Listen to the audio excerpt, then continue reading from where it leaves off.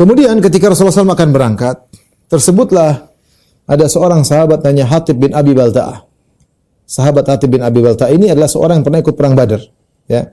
Dia nulis surat kepada orang Quraisy. Ini kesalahan besar Hatib bin Abi Balta'ah. Dia tulis surat kepada Quraisy mengabarkan bahwasanya Rasulullah akan sedang berjalan memerangi mereka. Ya. Kemudian dia tulis surat itu, dia kasihkan kepada seorang wanita dari Muzainah. Kemudian dia kasih upah, kau bawa surat ini kepada Fulan bin Fulan di kota Mekah, ya saya kasih kamu upah. Ya. Sampaikan surat ini kepada Quraisy. Dan akhirnya ketahuan oleh Nabi sallallahu alaihi wasallam perbuatan Hatib tersebut. Kata Ali bin Abi Thalib radhiyallahu ta'ala anhu dalam Sahih Bukhari Sahih Muslim, qala ba'athani Rasulullah sallallahu alaihi wasallam wa Zubair bin Al-Awwam wa Aba Mirthad Al-Ghanawi. Kami bertiga diutus oleh Nabi. Nabi mengutusku, Ali bin Abi Thalib mengutus Zubair bin Awam dan mengutus Abu Mirthad Al-Ghanawi. Dan kami semua naik kuda. Apa kata Nabi SAW? Intaliqu hatta ta'tu Raudhata Khakhin. Pergilah kalian sampai kalian tiba suatu tempat namanya Raudhata Khakhin, yaitu antara Madinah dan Mekah. Itu jalan cukup jauh. Fa inna biha imra'atan minal musyrikin ma'aha sahifatun min Hatib bin Abi Balta'ah ilal musyrikin fa'tuni biha. Kata Nabi, pergilah kau ke tempat ini, lokasi ini. Nanti kau akan ketemu dengan seorang wanita dari kaum musyrikin, itu dari kabilah Muzainah, dan dia bawa suratnya Hatib. Datangkan surat tersebut kepadaku. Ambil surat tersebut dari wanita tersebut, bawa kepadaku. Jadi Nabi dikabarkan oleh Allah hal gaib bahwasanya Hatib menulis surat dan suratnya dititipkan lewat seorang wanita dari Muzainah. Maka kata Ali, kami pun berangkat di atas kuda-kuda kami sampai kami mengejar wanita tersebut. Sebagaimana tempat yang Nabi sebutkan, yaitu Raudhatul Khakh. Ya, dan dia sedang berjalan naik ontanya. Lalu kami hentikan wanita tersebut, kami berkata, "Ainal kitabul ladzi ma'aki?" Mana surat yang kau bawa dari Hatib bin Abi Balta'ah? Wanita tersebut bohong, dia mengatakan, "Mama, iya kitab, enggak ada surat saya bawa." Ya, fa anakhna biha ba'iraha, maka kami turunkan ontanya, suruh menderam ontanya. Ya. Kami pun cari di onta. Mana surat itu, dibuka pelananya, dicari sana cari sini, falam najid fihi syai'an, enggak ada surat tersebut. Ya. Maka dua temanku yaitu Zubair bin Awam dan Abu Mirthad Al-Ghanawi berkata, kami tidak ketemu surat sama sekali di ontanya. Maka Ali berkata, laqad alimtu ma kadzaba Rasulullah sallallahu alaihi wasallam. Wahai dua sahabatku, kalian sudah tahu Rasulullah tidak mungkin bohong. Walladzi ahlifu bihi la illam tukhriji al-kitaba la ujarridannaki. Maka Ali berkata kepada wanita tersebut, wahai sang wanita, demi Allah, kalau kau tidak kasih surat tersebut kepadaku, aku akan telanjangi engkau. Kalau kau tidak kasih surat.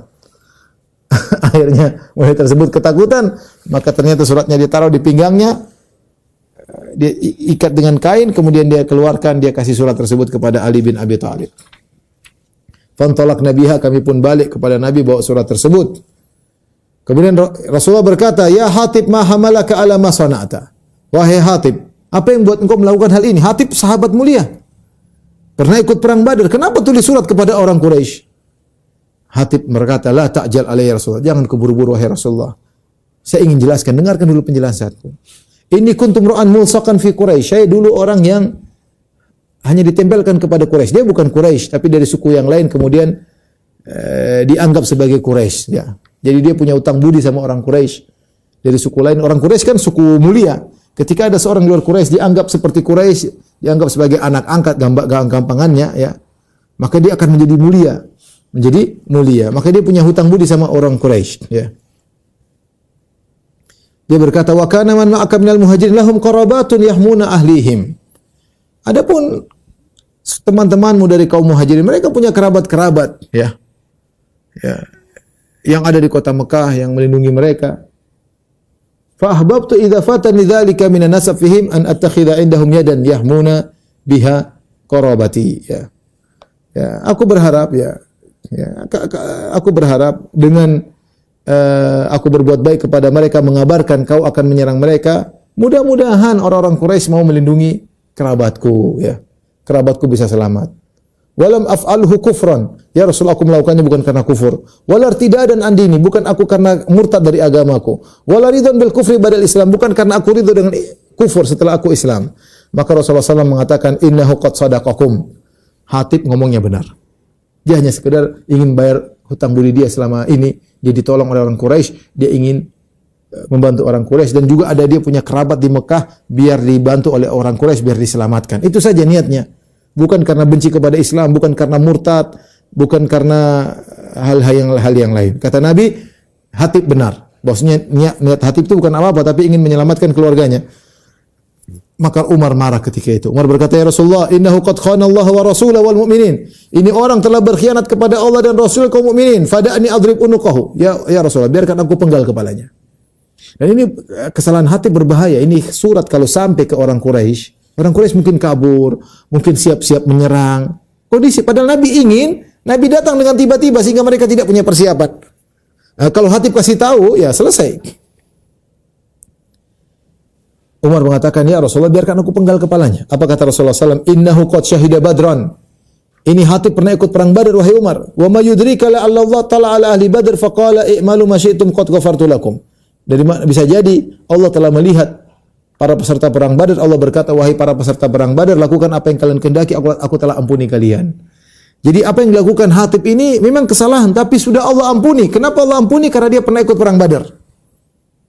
Dia punya lautan kebaikan yang luar biasa, sehingga kesalahan ini meskipun besar tidak ada pengaruhnya dengan kebaikan yang pernah dia lakukan. Dia punya lautan kebaikan, pernah ikut perang Badar, yang Allah namakan Yaumul Furqan, hari pembeda, yang kaum muslimin cuma 315 orang, musuh 1000. Kalau pasukan mati, selesai Islam.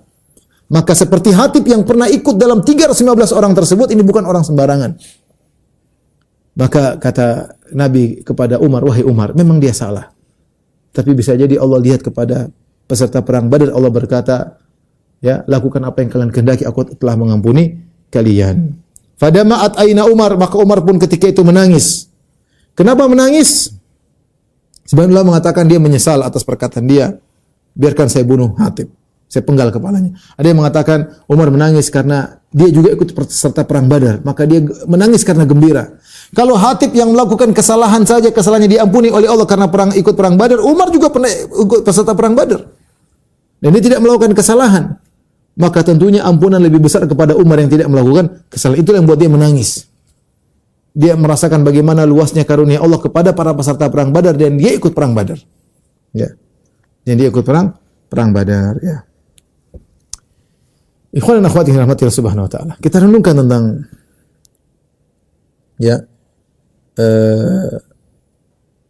apa yang dialami oleh Hatib. Hatib ini bukan orang sembarang, ya. Hatib sahabat mulia, ya.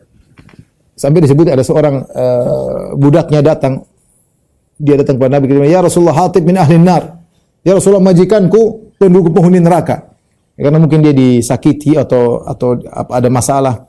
Kata Nabi, "Enggak, kau dusta. Dia ikut perang Badar, bagaimana masuk neraka jahanam? Dia ikut perang Badar." Ya.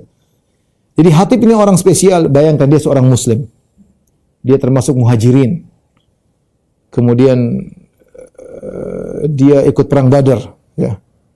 Orang yang spesial, orang yang mulia. Tetapi dari sini kita tahu bahwasanya manusia itu lemah. Meskipun Hatib telah mencapai tingkatan yang tinggi, Muslim, muhajir, ikut serta perang Badar, tapi jiwa ini lemah. Ada saatnya jiwa lemah dan dia tidak bisa berkutik. Seorang tunduk di atas jiwanya yang lemah. Ingat, jiwa manusia itu berkelak-kelok. Ada saat dia lemah, dia tidak bisa berkutik. Oleh karena tidak mungkin seorang bisa selamat kecuali dengan pertolongan Allah Subhanahu wa taala. Maka seorang jangan pede dengan apa yang telah dia lakukan, apa yang dia peroleh. Ada titik lemah manusia tidak bisa berkutik apa-apa.